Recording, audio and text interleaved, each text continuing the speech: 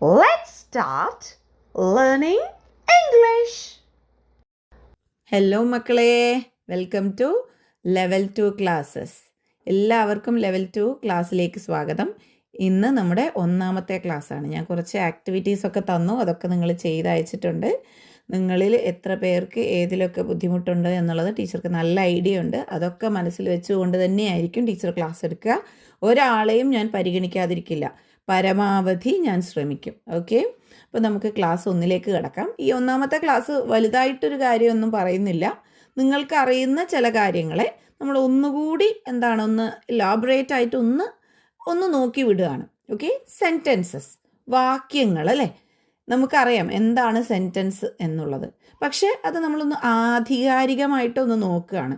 സെൻറ്റൻസിൻ്റെ definition, പിന്നെ basic ആയിട്ടുള്ള കുറച്ച് സെൻറ്റൻസസ് നോക്കുകയാണ്. അതിൻ്റെ റൂൾസ് ഫോളോ ചെയ്യുന്നത്. അതായത് നമുക്കറിയാം സെൻറ്റൻസിൻ്റെ റൂൾസ് ബേസിക് ആയിട്ടുള്ള റൂൾസാണ്, പങ്ക്ച്വേഷൻ റൂൾസാണ് അല്ലേ, ക്യാപിറ്റലൈസേഷൻ റൂൾസാണ്.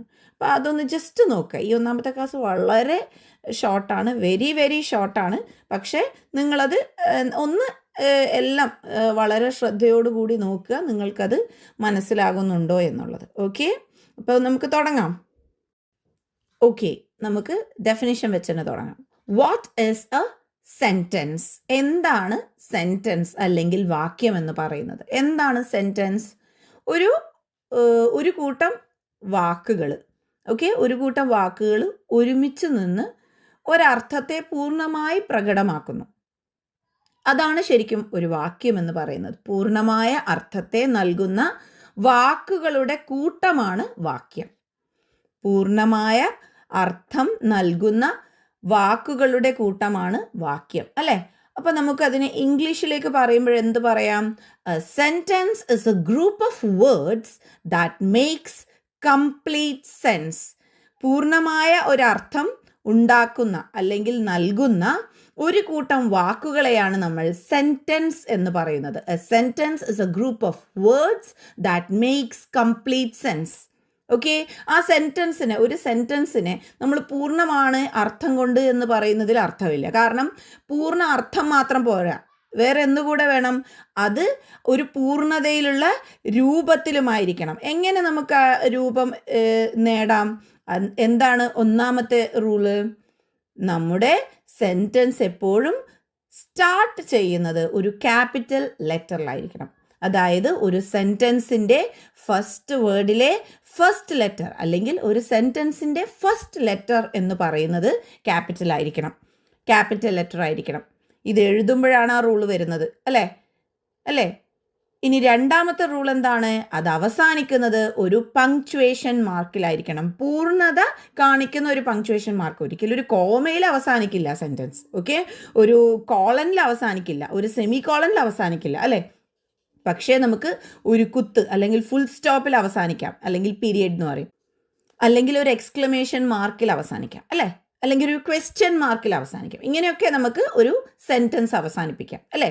പക്ഷേ ഒരു കാര്യമുണ്ട്, ക്യാപിറ്റൽ ലെറ്റേഴ്സ് ചിലപ്പോൾ നമുക്ക് സംസാരത്തിൽ അല്ലെങ്കിൽ വർത്തമാനത്തിൽ നമുക്ക് കൊണ്ടുവരാൻ സാധിക്കില്ല. പക്ഷേ പങ്ക്ച്വേഷൻ മാർക്ക്, അതായത് ഒരു സെൻറ്റൻസിൻ്റെ അവസാനത്തിൽ വരുന്ന പങ്ക്ച്വേഷൻ മാർക്ക് നമുക്ക് സംസാരത്തിൽ കൊണ്ടുവരാൻ സാധിക്കും എന്നുള്ളതാണ് ഒരു ഫാക്ട്. എന്താണ്, എങ്ങനെ പറയാം? ഒരു ക്വസ്റ്റ്യൻ ആണെങ്കിൽ നമ്മൾ ഒരു സെൻറ്റൻസിൽ അവസാനം ക്വസ്റ്റ്യൻ മാർക്ക് ഉണ്ടെങ്കിൽ അത് ക്വസ്റ്റ്യൻ ആണ് അല്ലേ. അപ്പോൾ ആ ക്വസ്റ്റ്യൻ നമ്മൾ പറയുമ്പോഴേ തന്നെ കേൾക്കുന്ന ആൾക്കറിയാം ഇതൊരു ചോദ്യമാണ്. അല്ലെങ്കിൽ ഇപ്പോൾ എക്സ്ക്ലമേഷൻ മാർക്കിൽ അവസാനിക്കുന്നുണ്ടെങ്കിൽ അതൊരു ആശ്ചര്യത്തിലുള്ള ഒരു സെൻറ്റൻസ് ആയിരിക്കും. സ്വാഭാവികമായിട്ട് കേൾക്കുന്ന വ്യക്തിക്ക് അവിടെ ഒരു ആശ്ചര്യ ചിഹ്നം മനസ്സിലാക്കാൻ സാധിക്കും. ഓക്കെ, അതുപോലെ തന്നെ ഫുൾ സ്റ്റോപ്പ്. മനസ്സിലായല്ലോ? അപ്പോൾ ടീച്ചർ പറഞ്ഞു വരുന്നത് ഒരു സെൻറ്റൻസിൻ്റെ റൂൾ എന്ന് പറയുമ്പോൾ എഴുതുമ്പോൾ വരുന്ന മാറ്റം മാത്രമല്ല, ഉച്ചാരണത്തിലും ഈ പങ്ക്ച്വേഷൻ മാർക്കൊക്കെ ഉച്ചാരണത്തിൽ വളരെ വ്യക്തമായിട്ട് നമുക്ക് ഡിറ്റക്റ്റ് ചെയ്യാൻ, മനസ്സിലാക്കാൻ സാധിക്കും. അപ്പോൾ what is a sentence? A sentence is a group of words that makes complete sense. ആ ഒരു സെൻറ്റൻസ് എഴുതുമ്പോൾ നമ്മൾ ഫോളോ ചെയ്യേണ്ട കാര്യങ്ങൾ എന്തൊക്കെയാണ്? They always start with a capital letter and end with punctuation mark. അപ്പോൾ എപ്പോഴും മനസ്സിലാക്കണം, പങ്ക്ച്വേഷൻ മാർക്സ്, എല്ലാ പങ്ക്ച്വേഷൻ മാർക്സും സെൻറ്റൻസിൻ്റെ അവസാനം വരില്ല. പൂർണ്ണത എത്തിക്കുന്ന പങ്ക്ച്വേഷൻ മാർക്സ് മാത്രം. ലൈക്ക് എന്താ പൂർണ്ണവിരാമം, like full stop or a period. Full stop എന്നും പീരീഡ് എന്നൊക്കെ പറയുന്ന സെയിം ആണ്. പിന്നെന്താ വരുന്നത്, നമുക്ക് like exclamation mark, question mark, ഇതൊക്കെയാണ് ഒരു സെൻറ്റൻസിൻ്റെ അവസാനം വരിക. ഓക്കെ അല്ലേ? അപ്പോൾ നമ്മൾ സെൻറ്റൻസ് എന്താണെന്നുള്ളത് ആധികാരികമായിട്ടുള്ള ഒരു വിശദീകരണം നമ്മൾ നോക്കി. ഓക്കെ, ഇനി നമുക്ക് സെൻറ്റൻസസിനെ ഒന്ന് കണ്ടുവരാം. കുറച്ചൊരു 3-4 എണ്ണം, അതോടെ ഈ ക്ലാസ് തീരും. ഓക്കെ, ഇവിടെ നോക്കൂ, ഒന്നാമത്തെ എക്സാമ്പിൾ നമുക്ക് നോക്കാം. ഇവിടെ ഒരു ചിത്രം കാണുന്നുണ്ട്, അതിൽ മഞ്ഞ് പെയ്യുന്നുണ്ട്. അപ്പോൾ അതിനെക്കുറിച്ച് പറയുകയാണ്. താഴെ 3 സെൻറ്റൻസസ് കൊടുത്തിട്ടുണ്ട്, 3 കാര്യങ്ങൾ കൊടുത്തിട്ടുണ്ട്. അതിലേതാണ് കറക്റ്റ് എന്ന് നോക്കുകയാണ്. Okay, the snow is blue. The എന്നുള്ളതിൻ്റെ ടി ക്യാപിറ്റൽ അല്ല, സോ ഇറ്റ്സ് ഡെഫിനറ്റ്ലി റോങ്. നമ്മൾ ബാക്കിയിലേക്ക് കടക്കുന്നില്ല. രണ്ടാമത്തത് ദ സ്നോ ഇസ് ബ്ലൂ, അതിൽ ടി ക്യാപിറ്റലാണ്. ഓക്കെ, അപ്പം നെക്സ്റ്റ് നോക്കാം. അവസാനിക്കുന്നത് ഒരു പങ്ക്ച്വേഷൻ മാർക്ക്, ഫുൾ സ്റ്റോപ്പാണ്, പൂർണ്ണവിരാമമാണ്. സോ അതും ആക്സെപ്റ്റബിൾ ആണ്. ഇനി നമുക്ക് സെൻറ്റൻസ് പൂർണ്ണമാണോ നോക്കാം. ദ സ്നോ, മഞ്ഞ്, ഇസ് ബ്ലൂ, ബ്ലൂ ആണ്. ഒരു പൂർണ്ണമായ അർത്ഥം അത് നൽകുന്നുണ്ട്. മഞ്ഞ് നീലയാണ്, നീല നിറത്തിലുള്ളതാണ്. ഓക്കെ, നെക്സ്റ്റ് നോക്കൂ. The snow blue, the T ക്യാപിറ്റലാണ്, ബ്ലൂവിന് ശേഷം അവസാനം ഫുൾ സ്റ്റോപ്പ് ഉണ്ട്. അതൊക്കെ കറക്റ്റാണ്. പക്ഷെ ആ സെൻറ്റൻസിൻ്റെ അർത്ഥം പൂർണ്ണമാണോ? ദ സ്നോ, മഞ്ഞ്, ബ്ലൂ, നീല. മഞ്ഞ് നീല, അതൊരു പൂർണ്ണതയുള്ള സെൻറ്റൻസ് ആണോ? അല്ല. നമ്മൾ ആ നടുവിലുള്ള sentence the snow is blue എന്നുള്ളതാണ് പൂർണ്ണ അർത്ഥം തരുന്ന ഒരു കൂട്ടം വാക്കുകൾ. അതോടൊപ്പം തന്നെ എന്താണ്, ക്യാപിറ്റലൈസേഷനും കറക്റ്റാണ്, അതുപോലെ തന്നെ ഫുൾ സ്റ്റോപ്പ് ഉണ്ട്. ഓക്കെ, അപ്പോൾ ശരിയായ ഉത്തരം ഏതാണ്? നടുവിലുള്ളതാണ്. നോക്കിയേ, the snow is blue. The snow is blue. Okay, ഈ ചിത്രം എന്താണ്, സീനറിയാണ് അല്ലേ? അവിടെ ഒരു വീട് കാണുന്നുണ്ട്, ദൂരെ മലകൾ കാണുന്നുണ്ട്, ഒരു തെങ്ങ് കാണുന്നുണ്ട്, മഴയുണ്ട് അല്ലേ? അവിടെ മഴ. ഓക്കെ, അപ്പോൾ സെൻറ്റൻസ് അവിടെ എഴുതിയിട്ടുള്ള 3 സെറ്റ് ഓഫ് ഗ്രൂപ്പ്സ് ആണ്. വാക്കുകളുടെ കൂട്ട 3ആയിട്ട് എഴുതിയിട്ടുണ്ട്. അങ്ങനെ പറയാം അല്ലേ? സെൻറ്റൻസ് എന്ന് പറയുകയാണെങ്കിൽ അത് പൂർണ്ണമായ അർത്ഥം നൽകുന്നതായിരിക്കണം. നമുക്ക് നോക്കാം. It is raining on the house. It rain house on. It on rain house. It is raining on the house എന്താണ് അർത്ഥം? മഴ പെയ്യുകയാണ് വീടിൻ്റെ മേലെ. വീടിൻ്റെ മേലെ മഴ പെയ്യുന്നു. മഴ പെയ്യുന്നു. ഓക്കെ, അതൊരു പൂർണ്ണമായ ഒരു സെൻറ്റൻസ് ആണ് അല്ലേ? പൂർണ്ണമായ ഒരു അർത്ഥം നൽകുന്ന ഒരു വാചകമാണ്. സോ അത് സെൻറ്റൻസ് ആണ്. ഓക്കെ, അപ്പോൾ ഇറ്റ് റെയിൻ ഹൗസ് ഓൺ, അതിൽ പൂർണ്ണതയുണ്ടോ? ഇല്ല. ഓൺ എന്ന് പറയുന്ന ഒരു പ്രിപ്പോസിഷൻ ആണ്, അത് അവസാനം കൊണ്ടിട്ടിട്ടുണ്ട്. പിന്നെ ഇറ്റ് ഓൺ റെയിൻ ഹൗസ്, അവിടെയും എന്താണ്, ഒരു അർത്ഥം വരാത്ത രീതിയിലാണ് ആ കൂട്ടം വാക്കുകൾ നിൽക്കുന്നത്. സോ എന്താണ് ശരിയായ സെൻറ്റൻസ്, അല്ലെങ്കിൽ ആ സീനറിയെ റെപ്രസെൻ്റ് ചെയ്തുകൊണ്ടുള്ള ഒരു സെൻറ്റൻസ് ഏതാണ്? It is raining on the house. It is raining on the house. മഴ പെയ്യുകയാണ്. ഇറ്റ് ഈസ് റെയിനിങ്, മഴ പെയ്യുകയാണ്. ഓൺ ദ ഹൗസ്, വീടിനു മേലെ. ഓക്കെ അല്ലേ? ഇനി അടുത്തത് നോക്കൂ. ഒരു മലയുടെ മുകളിൽ വീടും കുറച്ച് മരങ്ങളും എന്താണ് ആകാശവും മേഘമൊക്കെ കാണുന്നുണ്ട് അല്ലേ? നമുക്ക് നോക്കാം. 3 ഗ്രൂപ്പ് ഓഫ് വേർഡ്സ് തന്നിട്ടുണ്ട്. The hill is on the house. The house is on the hill. The hill house is on. The hill is on the house, ഇതിൻ്റെ അർത്ഥം എന്താണ്? ദ ഹിൽ മല, ഈസ് ആണ്, ഓൺ ദ ഹൗസ് ഹൗസിൻ്റെ മേലെ. മല ഹൗസിൻ്റെ മേലെയാണോ? അല്ല. Second one, the house is on the hill. The house വീട്, ഈസ് ആണ്, ഓൺ ദ ഹിൽ വീടാണ്, ഓൺ ദ ഹിൽ മലയുടെ മേലെ. അത് ശരിയാണ് അല്ലേ? വീട് മലയുടെ മേലെയാണ്. ഓക്കെ, അത് കറക്റ്റാണ്. ഇനി മൂന്നാമത്തത് നോക്കൂ. The hill house is on. അവിടെ ഓൺ എന്ന് പറഞ്ഞ പ്രിപ്പോസിഷൻ ലാസ്റ്റ് കൊണ്ടുപോയി വെച്ചിട്ടുണ്ട്. ഓൺ എന്നുള്ളത്, ഓൺ എന്ന് പറയുമ്പോൾ എപ്പോഴും അതിന് ശേഷമോ മുന്നിലോ അതുമായി ബന്ധപ്പെട്ടിട്ട് എന്തെങ്കിലും വേണം. ടേൺ ഓൺ എന്ന് പറയുവാണെങ്കിൽ ഓക്കെ, അവിടെ ലാസ്റ്റ് ഓൺ വരാം. പക്ഷേ ഓൺ എന്ന് പറഞ്ഞ് മുന്നിലൊന്നുമില്ല, പിന്നെ അതിന് ശേഷവും ഏതിൻ്റെയെങ്കിലും മേലെ എന്ന് പറയാനുള്ള ഒരു അർത്ഥത്തിലൊരു കാര്യം അവിടെ ഇല്ല. സോ ആ സെൻറ്റൻസ് അത് സെൻറ്റൻസ് അല്ല, അതായത് അതിലെ അർത്ഥം പൂർണ്ണമല്ല. സോ ഏതാണ് ശരി? The house is on the hill. The house is on the hill, അതാണ് ശരിയായ സെൻറ്റൻസ്. അടുത്തത് എന്താണ്? അടുത്തതൊരു വേറെ ഒരു സീനറിയാണ്. അവിടെ നമുക്ക് എന്താണ് ഒരു മലയും മലയല്ല മല പോലെ പറയാം, പക്ഷെ മല പോലെ ഇല്ല, അത് വെള്ളം. ഓക്കെ, അത് മലയായിട്ട് കൂട്ടുവാണെങ്കിൽ പിറകിലുള്ളത് എന്താണ്? ക്ലൗഡ്സ് ആണ്. സൂര്യന് ഉദിക്കുന്ന പോലെ ഉണ്ട് അല്ലേ?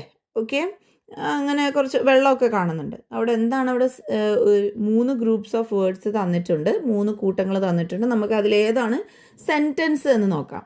ദ സൺ ഈസ് യെല്ലോ ഒന്നാമത്തത്. അതിൽ ദ എന്നുള്ള വാക്കിൻ്റെ ആദ്യത്തെ അക്ഷരം, അതായത് ആ സെൻറ്റൻസിൻ്റെ ആദ്യത്തെ അക്ഷരം ടി, അത് ക്യാപിറ്റൽ അല്ല, സോ അത് നോക്കേണ്ട ആവശ്യമില്ല, ബാക്കി നമ്മൾ നോക്കുന്നില്ല. ഓക്കെ, അതിൻ്റെ താഴെ നെക്സ്റ്റ് ടി ക്യാപിറ്റലാണ്. അപ്പോൾ അടുത്ത റൂൾ നോക്കാം, എന്ത് അവസാനിക്കുന്നത് ഒരു പങ്ക്ച്വേഷൻ മാർക്കിലാണോ? ഇല്ല, അവിടെ പങ്ക്ച്വേഷൻ മാർക്കില്ല, സോ അതും സെൻറ്റൻസ് അല്ല. മൂന്നാമത്തത് നോക്കൂ, ദ സൺ ഈസ് യെല്ലോ. അതിൽ ക്യാപിറ്റലൈസേഷനും ഉണ്ട്, പങ്ക്ച്വേഷൻ മാർക്ക് ഫുൾ സ്റ്റോപ്പ് ഇട്ടിട്ടുണ്ട്.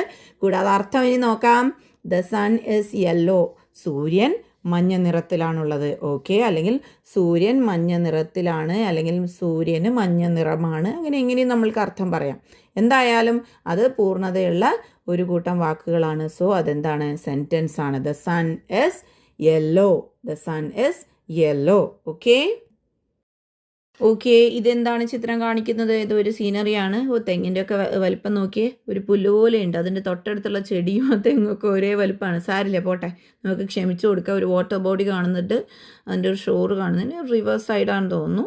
റിവർ ബാങ്ക് എന്ന് പറയുന്നത് അല്ലേ? റിവറിൻ്റെ അടുത്തുള്ള ഇതിന് നമ്മൾ റിവർ ബാങ്ക് എന്നാണ് പറയുക. പിന്നെ എന്താണ്? സൂര്യനെ കാണുന്നുണ്ട്, അങ്ങനെ പല കാര്യങ്ങളും കാണുന്നുണ്ട്. ആ സെൻറ്റൻസസ് 3 കൂട്ടം വാക്കുകൾ തന്നിട്ടുണ്ട്. അതിൽ ഏതാണ് സെൻറ്റൻസ് എന്നാണ് നമ്മൾ കണ്ടുപിടിക്കേണ്ടത്. ഒന്നാമത്തത് നോക്കൂ, ഒന്നാമത്തെ കൂട്ടത്തിൽ W ക്യാപിറ്റലാണ്, പങ്ക്ച്വേഷൻ മാർക്ക് എക്സ്ക്ലമേഷൻ മാർക്ക് ഇട്ടിട്ടുണ്ട്. What a beautiful day. അതെന്താണ്?